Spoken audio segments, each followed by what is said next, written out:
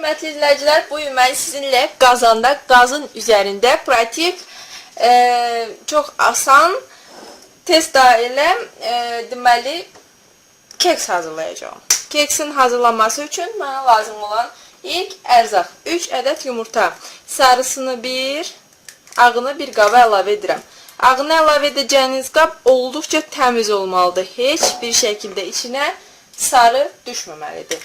Və yağ və yaxud da başqa heç nə olmamalıdır. Qısası qab mükəmməl təmizlikdə olmalıdır ki, istədiyimiz kimi ağı təmiz saxlaya bilək.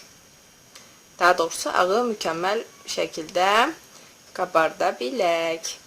Yumurtamızın sarısını ağından ayırırıq. Bunu Fantakolla şüşəsiyle daha asan ayırmaq olur. Nəinki belə. Ancaq artıq buna öyrəşmiş idik ya. Yumurtanın sarısını. Nəzərinizə çatdırım ki, bu kənd yumurtası da ancaq marketlərdə satılan yumurtadan daha rahat olur. Və indi yumurtanın ağını bizə 1 stəkan pesoq lazım olacaq. 1 stəkan pesoqun tən yarısını yumurtanın ağıyla çalacağım. 1 stəkan pesoqumuz var. Və başlayırıq çalmağa.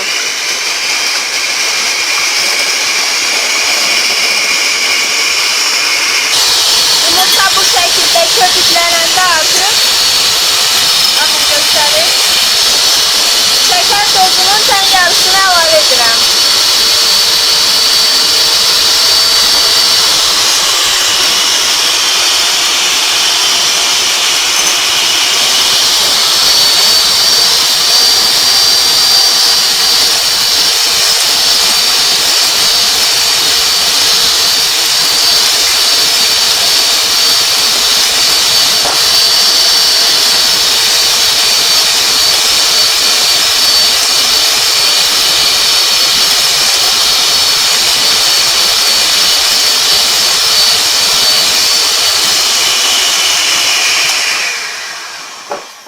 Yumurtam qabdan düşməyəcək formaya gəlir. Keçirik digər formada. 3 yumurtanın sarısından pesoqun digər hissəsini əlavə etdim.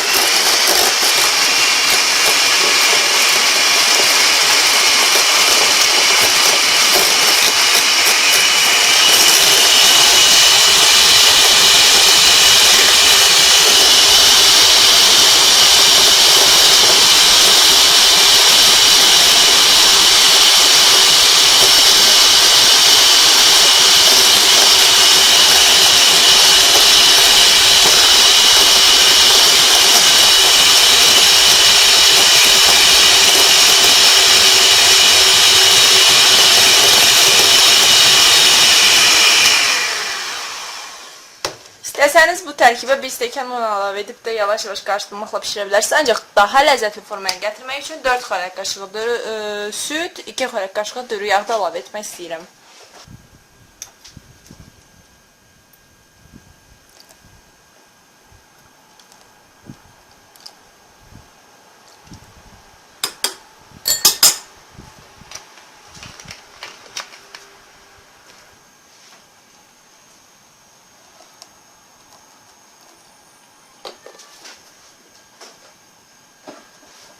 Yenidən qarışdırırıq.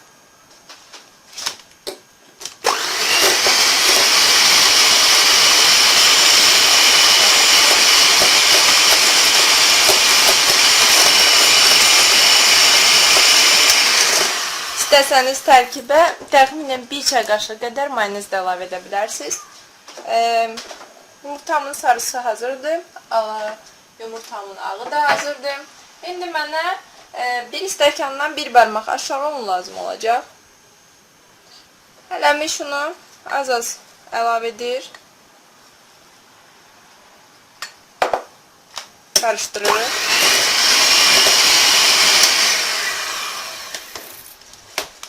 Ortada vanil 1 paket. Qabartma tozu 1 paket. Əlavə edirik. Yenidən un. Yenidən qarışdırırıq.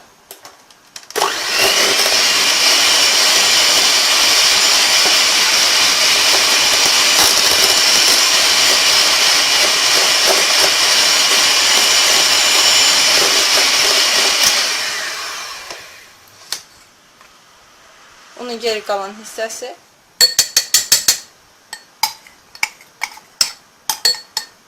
Və yenidən qarışdırırıq. Yumurtanın ağıyla sarısını ya qaşıq ya lapatka vasitəsilə birləşdiririk. Əvvəl ağından təxminən 1-2 qaşıq sarısına qarışdırırıq. Qarışdırmağı yavaş-yavaş altından üstünə doğru edin. Yavaş-yavaş. Yumurtanın ağının köpüklərinin arasındakı köpüklərin itməməsi lazımdır ki, testanız mükəmməl alınsın.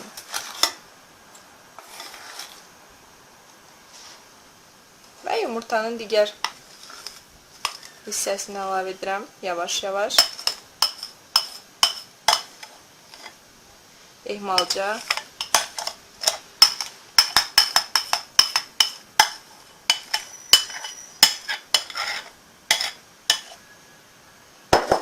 Yenə altından üstünə doğru qarışdırıram.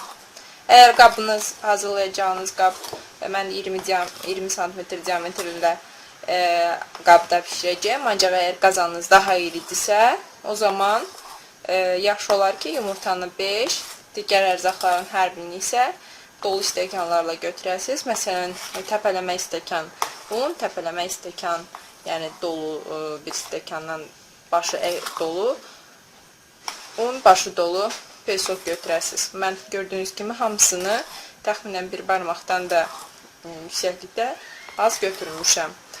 Südü və südü təxminən 4 qaşıq götürmüşdürsə 6 qaşıq götürün. Əgər 5 yumurta götürürsünüzsə,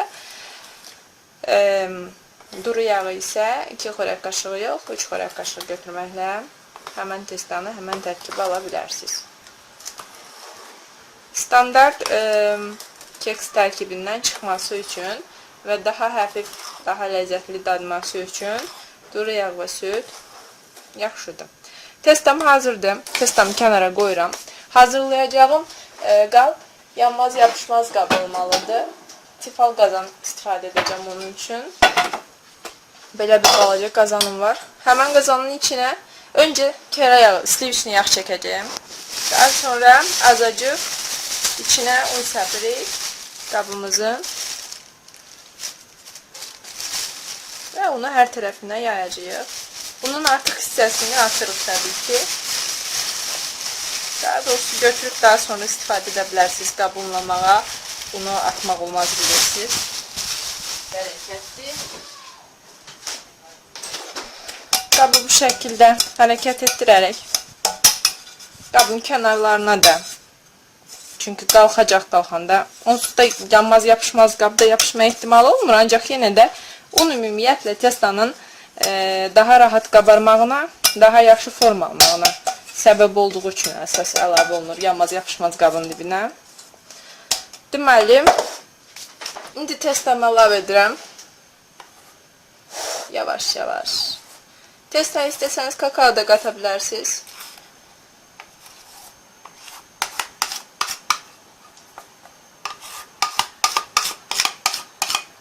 Təxminən qatılaşdırılmış süd kimi, belə deyim, marketlərdə satılan malako kimi tərkib alınmalıdır.